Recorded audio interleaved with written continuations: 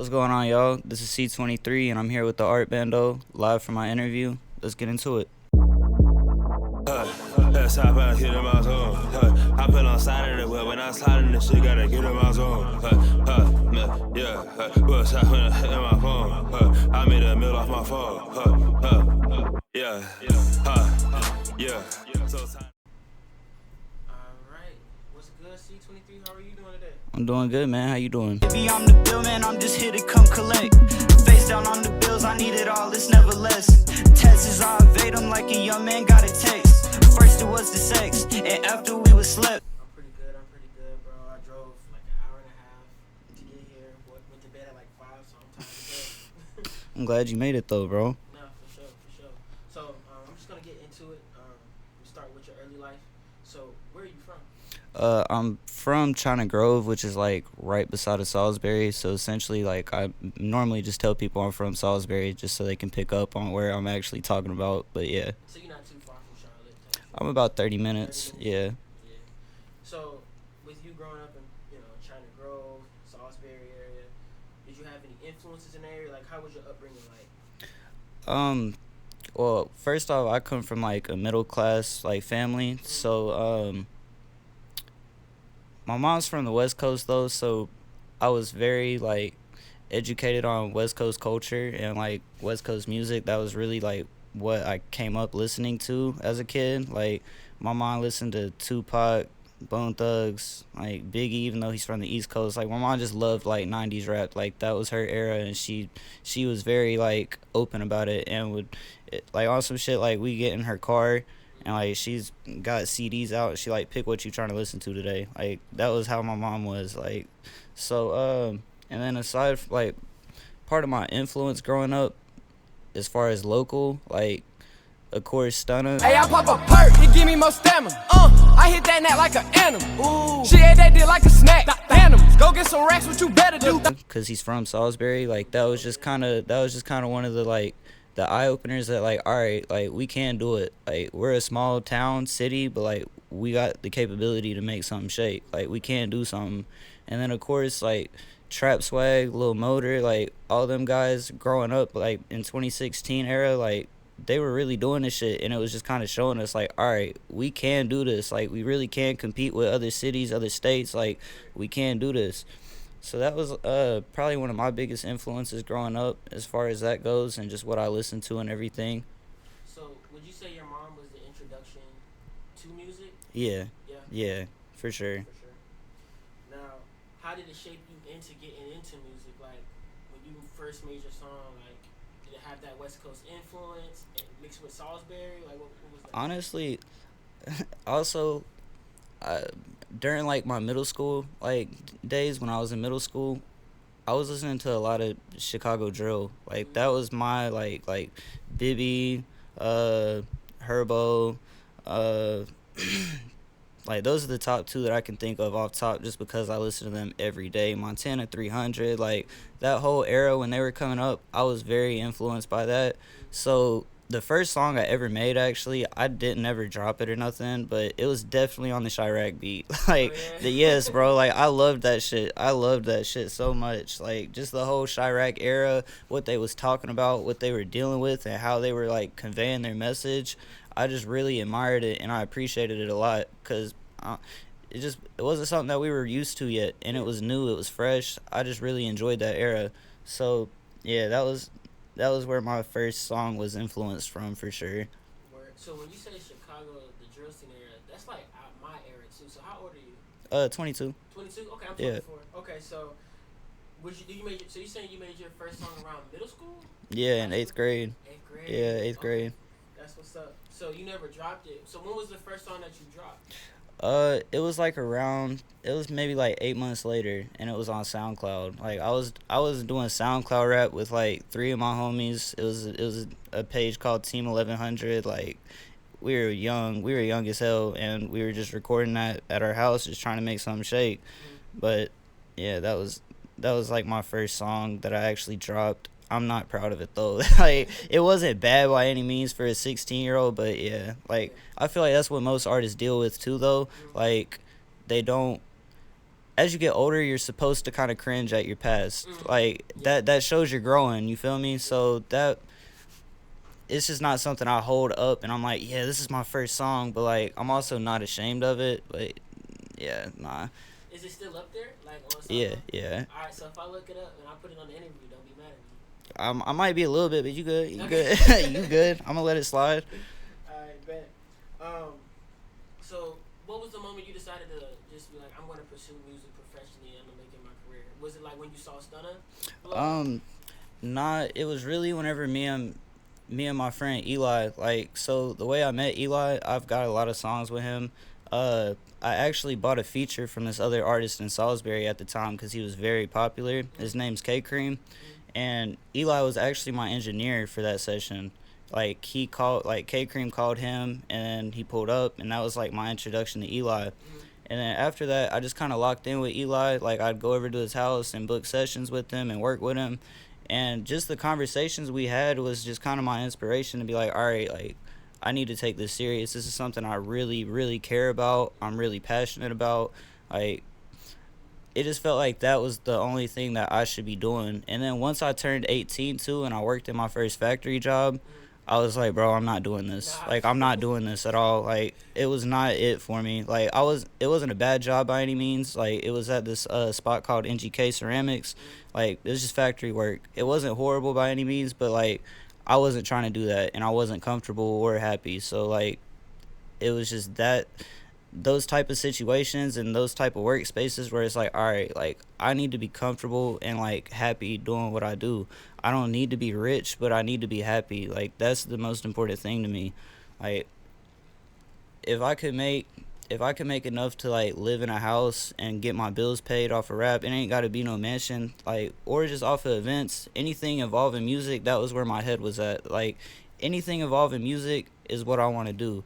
It ain't got to be rap, it ain't got to be events, it can be anything. Like for a little while I was Eli's manager. Like I wasn't even really making music no more, you feel me? Like I was just trying to just help. Like I just wanted to help people elevate in any way I could, and then also teach myself how to do things so that I could keep evolving and just doing what I need to do.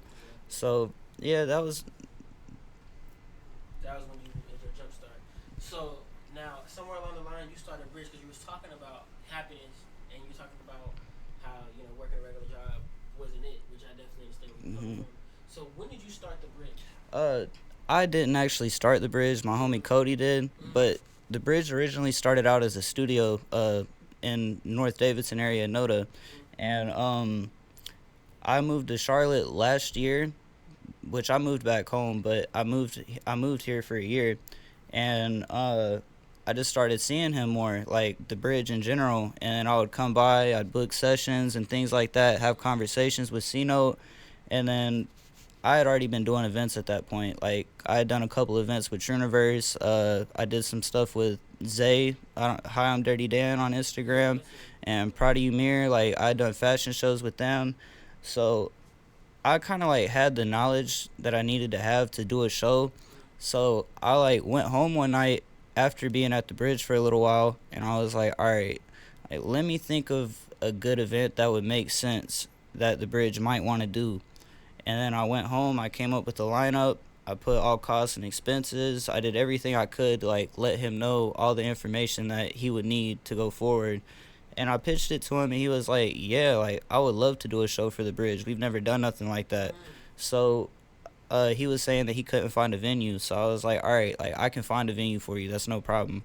So we did our first show, and then after our first show, like he was like, yo, like I really enjoy what you do for the Bridge. Like if you want to work at the Bridge, like I'm happy to do that. And I wanted to do that because I really enjoyed the vibes here. I enjoyed the community here. Like everybody's just trying to push each other. Nobody wants to stay in the same place. So I was happy, and like I jumped on board immediately. And then over time, like I want to say like 2 months after the show, maybe not even, like he called me one day and he was like, yo, I got some money saved up, let's go get a building. Like it's time, we need to get a building. And then we found this spot. We looked at some other spots, but then we found this spot, and honestly, he was like, "This is the one." I was a little bit skeptical just because this is an expensive space, so I was like, "I don't know, man." But he was locked in, and he was like, "We're doing this." So we did it, and I just rode with the punches and tried to like do whatever I could, and that was kind of how we got to where we are now. But yeah, so I didn't start the bridge, but I was like part of the event side of it. Like I introduced events to the bridge, which like I'm very proud of that and I'm happy about that, and I'm very pleased with how far we've been able to go with it and just all the stuff we've been able to do, because I feel like Note can agree, like if you told us a year ago, 2 years ago that we'd be throwing punk shows, we'd be like what the fuck, like, or that we were just a part of punk shows, we'd be like, what the fuck, like, damn, we're kind of doing a lot now, like, so it's just been a beautiful process for real. That's what's up. Now, you said the bridge, they originally had a building in Noda, right? Yeah. So, was it that house looking place on Noda? Because I remember there was another spot where there was like a whole bunch, no, maybe that was Fine Bridges. Yeah, you're thinking of Fine Britches near Street Commerce, like Yeah, they were beside of each other. Yeah. Yeah, yeah, that's a different spot. So you probably had passed it and didn't even know you passed it for real. It's like this old warehouse building, and it's a band rehearsal space, but they let people rent it out and like turn it into a studio if they want to. And yeah, that was where we originally started. And with that too, he was doing his own shit. He was very smart with how he was doing everything at Noda. Like he rented out one of the rooms, turned it into a studio, and then got another room, and then he had a vending machine company at the time. He owned like 18 vending machines and was running routes for them. So with his second room, he just stockpiled it with a bunch of snacks and fridges. And so whenever you'd go in there and you'd book a session, you could go up the hall, you could get you a drink if you wanted a drink, you could get you snacks if you wanted a snack. You could, like, he had Rellos, or he had cigars, like he had literally every. Vending machine?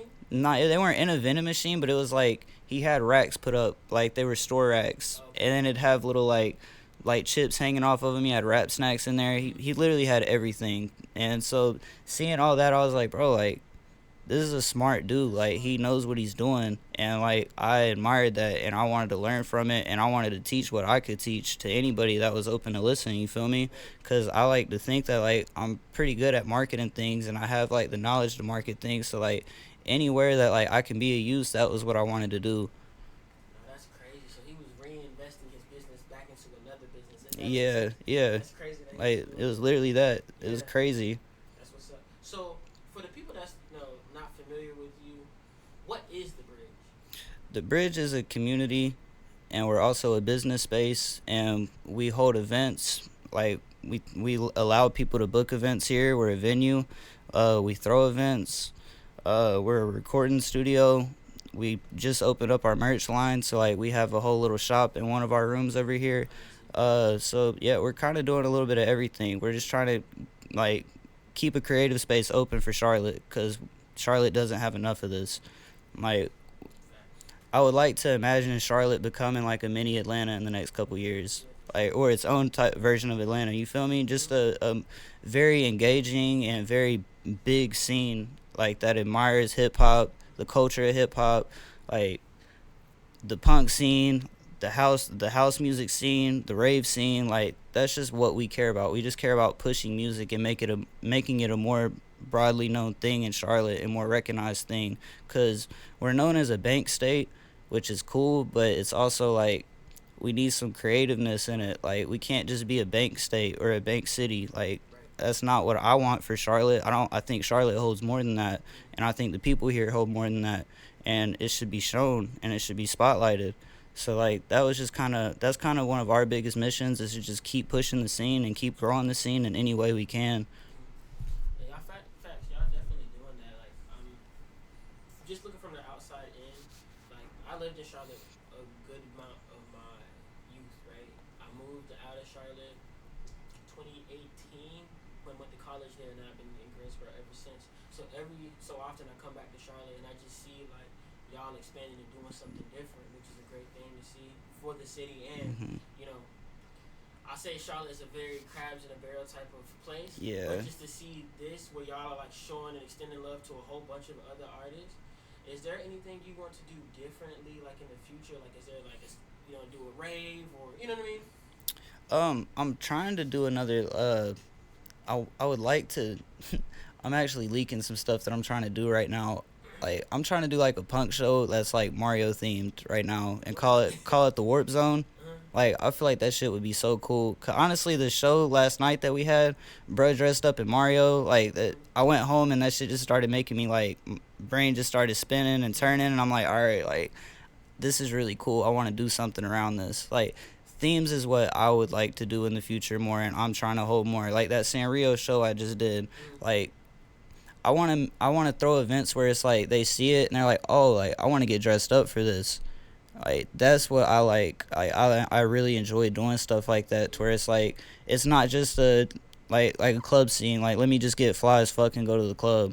Like nah, like you got a target that you need to hit. Like whether or not you completely dripped out in a Mario costume, like you can still throw on some drip that's like red and green that kind of matches the Mario World vibe, like or the Sanrio show. You ain't got to throw a whole Hello Kitty fit together, but you can throw on some pink to where you look cool still. Like it's just shit like that. That's what I want to keep doing in the future. But yeah, we've done a rave before. It was called the Rose Rave, which I wasn't a part of planning that, but I was a part of executing it and helping with it.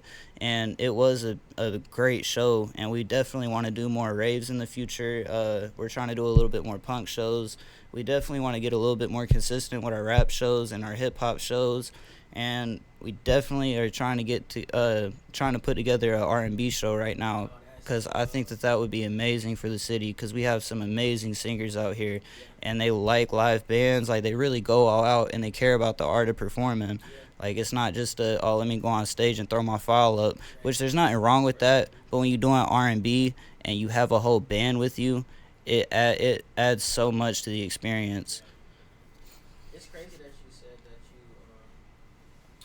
want to throw like a certain type of theme, because for my next fashion show in October, we're gonna try and throw like a Halloween theme like fashion Yeah, show shit, which I think is pretty cool. and you should, cause like that's what people want. Like people want to dress up. People want to like go to some shit and feel cool.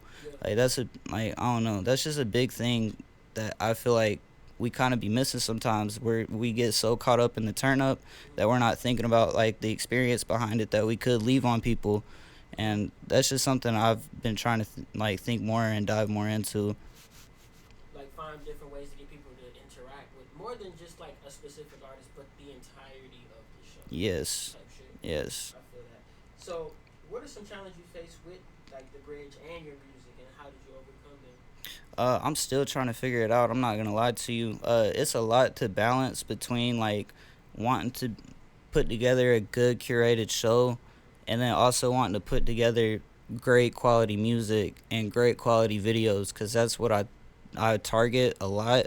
Like I really care about my visuals. Like I don't think I think it's been a really long time now since I've really done a running gun. Like I don't enjoy running gun videos no more. Like I much rather get treatment for my video, be able to either plan it with my videographer or whoever, and like show them shot for shot what I want, and come up with a real idea and message behind the song. Like that's something I've really been trying to dive into. So it's really hard to balance, and I'm still trying to figure out the proper way to overcome it. But one way I have overcame it is sobriety. Like I had to quit smoking weed just because it was like, all right, like I need to lock in. Like I'm getting too sleepy all the time. That's not the move. Like I'm saying, bro, it's really like I'm not like putting weed down by any means, but yeah, that shit, it just wasn't helping me. So like that was the best way that I could possibly overcome it for the time being, like, and overcome what I'm trying to do and figure out how to make that balance work. Like I gotta be sober. That's funny you said that. That's why I was looking at Chloe. Like, I had the same situation where I was smoking way too much. She'll be up, I'm still in the bed, and she's like, "Damn, you lazy as fuck." Like, I'm saying, like, yeah. it happened to me too. I'd be in bed. I wake up at like 10:30, be stuck in bed until 12:30. Right. Like it's not it. Like we could get our day started. There's so much more we can get it done. Like just off of being sober. Right. I could have locked in 2 interviews. You know. Made a song or something. You know what I'm saying? Now, now I know you had a lot of collaborations like with your show. I'll say even like certain artists like headliners and other collaborations. What was your most memorable collaboration you had with the bridge? Probably 704 Day off the top of my head, just because like we all love Tony Snow.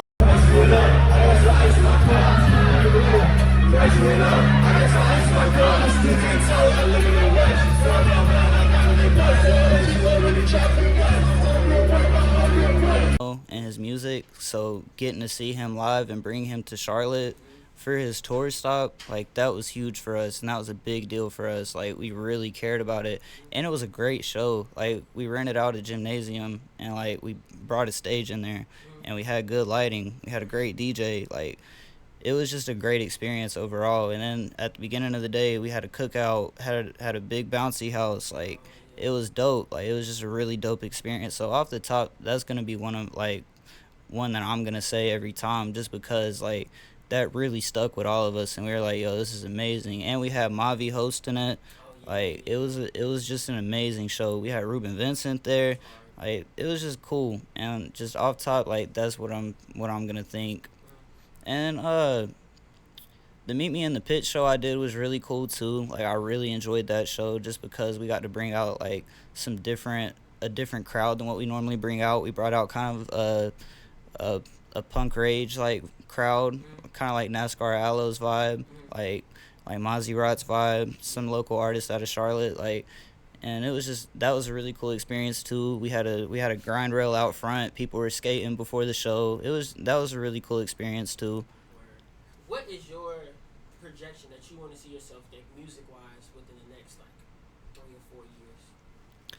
I would just like to see just a consistent growth and quality. Like that's the biggest thing I want. I'm not really too focused on blowing up or getting caught up in the rat race on blowing up. I just want to stay focused on me and just make sure that I can see the progression myself. Like if I'm gonna say. Now I know I guess this kind of sort of coincides in it, but how do you want to be remembered? Not necessarily just in music, but overall in the music, I guess we could say industry.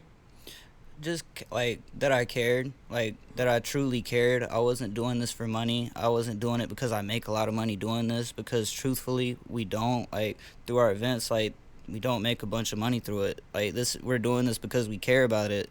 So that's the biggest thing I would just like to be known for, and I would like the bridge to be known for, is that we really, really care about our community. We care about where it goes and the direction it's going. But yeah. That's what's up. I feel like that's real.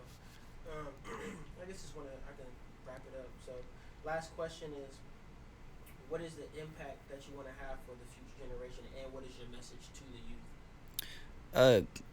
Quality over quantity. Quality over quantity every time. And it doesn't matter who's listening, just keep going until you find that audience that is going to listen, because ultimately when I started rapping, nobody really listened to what I had to say. It took a long time and a lot of progression to get people to actually start listening. It's not an overnight thing by any means. And don't get caught up in your hometown supporting you. But like, I'm not, like, truthfully, because half your hometown grew up with you. They seen who you were from kindergarten until, like, some people have seen you from kindergarten up until you graduated high school. So they're always going to see you by your first name. They're not going to see you as the artist you are. So don't take it too personally if your hometown's not supporting you at first. Just keep pushing your music and keep pushing it to the people that are noticing what you're doing and are caring. That's my biggest thing that I got to say to the youth, because I got very caught up in that when I started out. I was very, like, upset that some of my friends at the time weren't supporting it like I wanted them to. Some people from school that, like, enjoy music weren't listening to my music. Like, you just can't get caught up in that stuff, because ultimately they don't know you as an artist. They know you as a person. And that's my biggest thing that I got to say about just starting music, and to the younger generation that's trying to pursue music. That's real, bro. That's real. Well, do you have anything else you want to say to the camera and to the audience? Keep working, man. Like, keep working, keep putting out good quality, keep putting out good content, and just focus on your work. For sure. All right, this C23. Yes, sir. We out. I'ma run through the rain, I'm righteous with no fear. I'ma fuck this bitch. bitch, I might just cause your enemy.